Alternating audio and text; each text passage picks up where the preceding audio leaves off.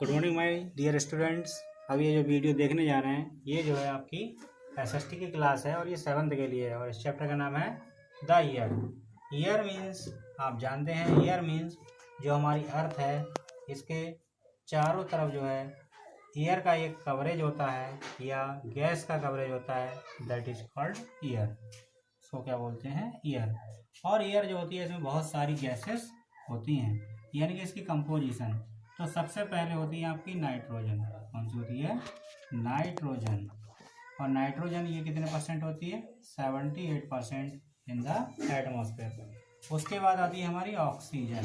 कौन सी आती है? ऑक्सीजन। ये होती है 21%। उसके बाद आती है आपकी कार्बन डाइऑक्साइड। कौन सी आती है?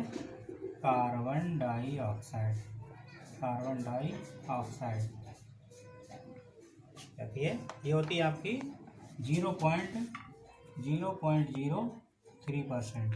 उसके बाद आती है आपकी ऑर्गन। क्या आती है? ऑर्गन।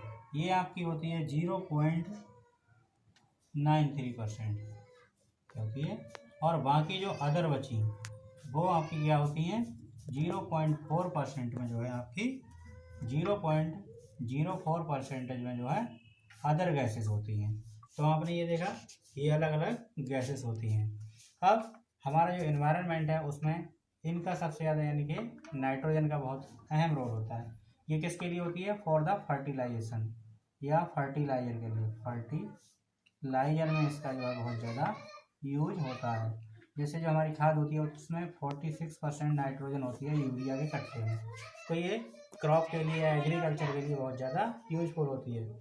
उसके बाद ऑक्सीजन। ऑक्सीजन की तो कोई बात ही नहीं, क्योंकि ये अगर without oxygen life is not possible. क्योंकि ये किसके लिए होती है हमारी? पहले तो ब्रीदिंग के लिए होती है। इसके लिए ब्रीदिंग, बर्निंग और आपकी किसमें होती है? ब्रीदिंग हो गई। और फोटोसिंथेसिस के दौरान जो हमारी है ये प्रोड्यूस होती है। ये प्रोड्यूस कब होती है? फोटोसिंथेसिस में ये जो प्रोड्यूस होती है। वैसे कौन कौन? एनिमल भी लेते हैं, इसका यूज करते हैं। और ये आपके प्लांट भी जो हैं during the process of respiration oxygen gas का ही यूज करते हैं। तो इनका जो है हमारे लाइफ में बहुत ज़्यादा इम्पोर्टेंट है। उसके बाद कार्बन डाइऑक्साइड। कार्बन डाइऑक्साइड का जो सबसे ज़्यादा इम्पोर्टेंट है वो किसमें है? फोटोसिंथेसिस के लिए। किसके लिए? फोटोसिंथेसिस के लिए। इसमें सबसे ज़्यादा जो है इसका यूज होता है। जैसे यहाँ पे आप देखेंगे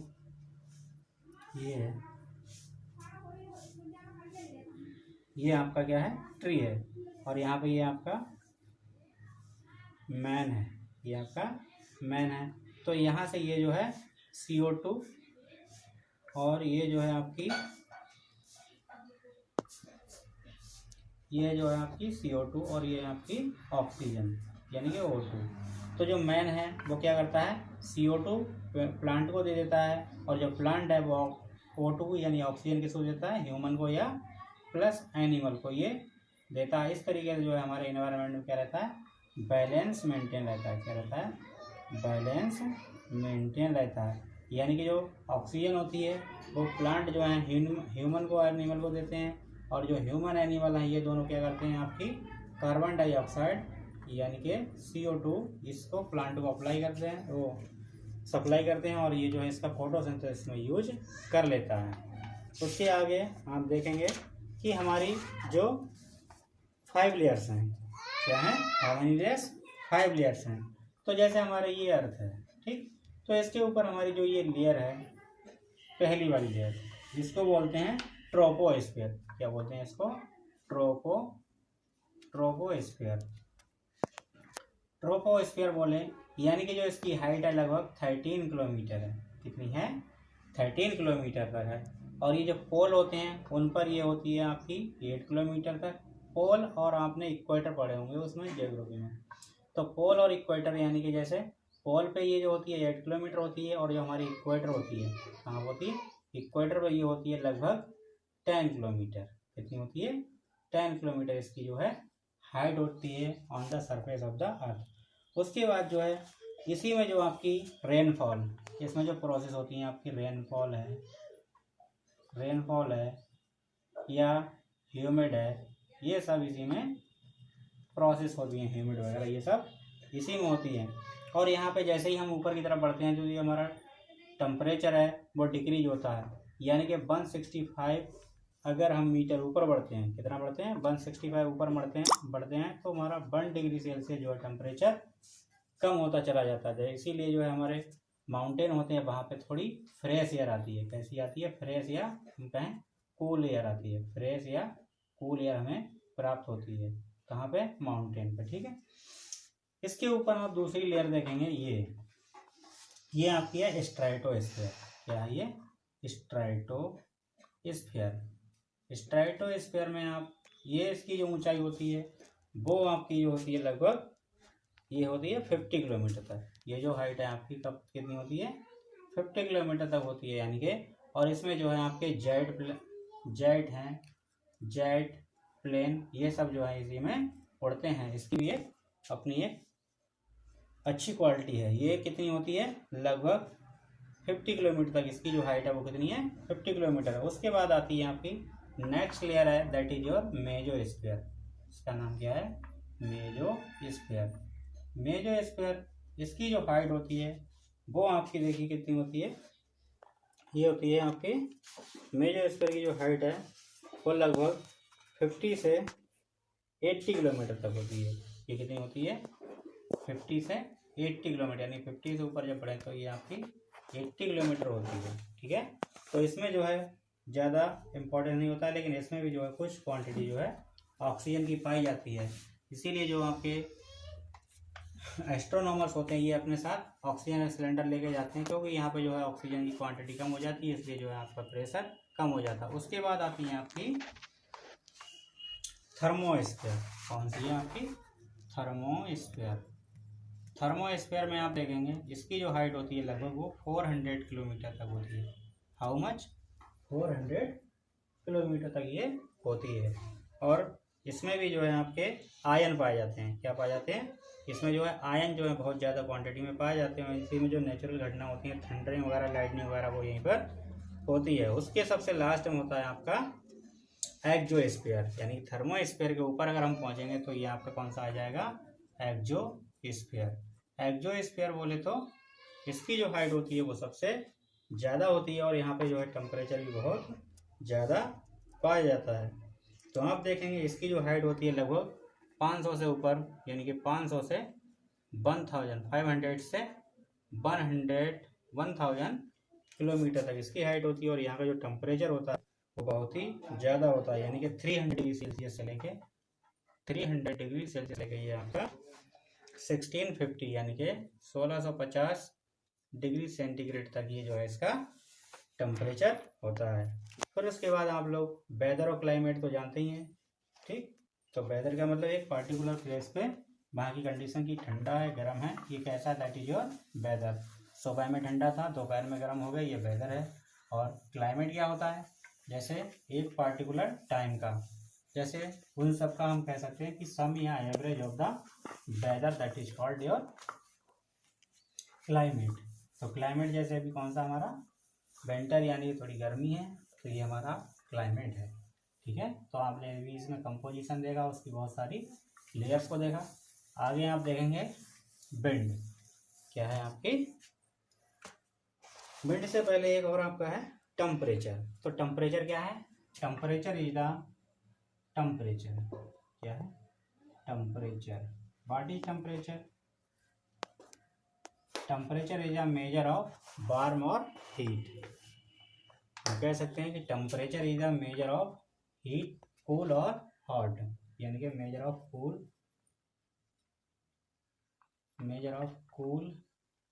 एंड वार्म ऑफ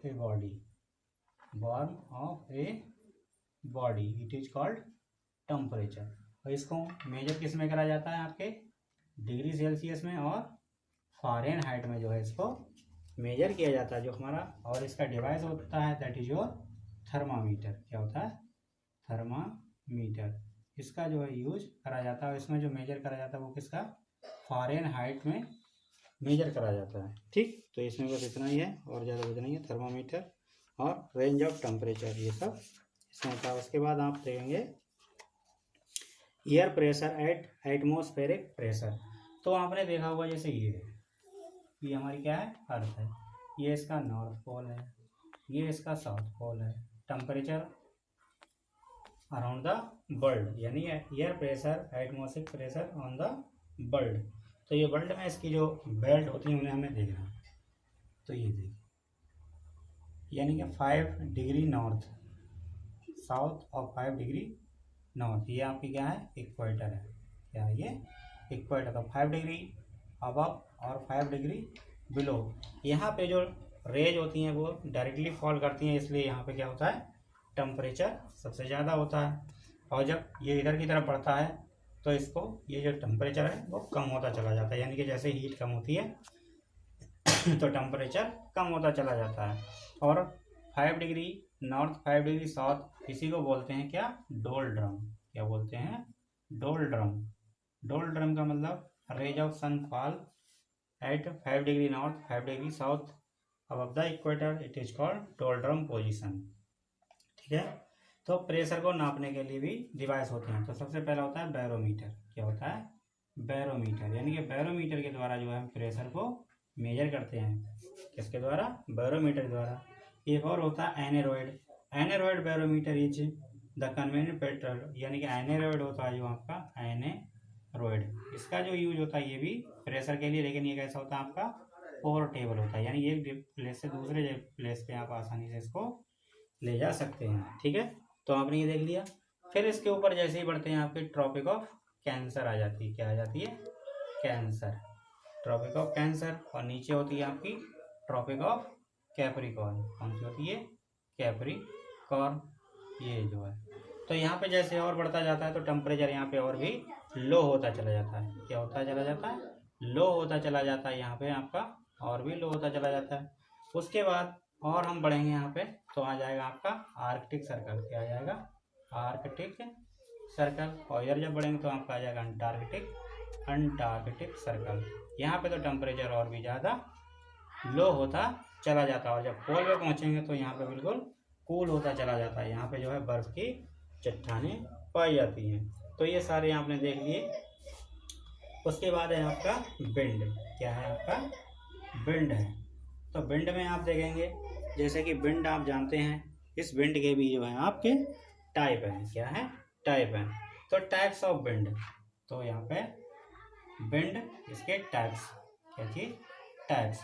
तो टाइप्स में आपने देखा होगा कि हमारे यहाँ कभी कभी लूएँ चलती हैं। क्या चलती हैं, गर्म हवाओं को, यानी कि hot air, hot wind it is called लू, यानी कि हॉट विंड होती है उसको लू बोलते हैं। ऐसे ही हमारे यहाँ लू चलती हैं, ऐसे ही पूरे वर्ल्ड में अलग अलग जगहों पे अलग अलग हवाएं चलती हैं। तो पहला है आपका इक्वेटोरियल लो प्रेशर।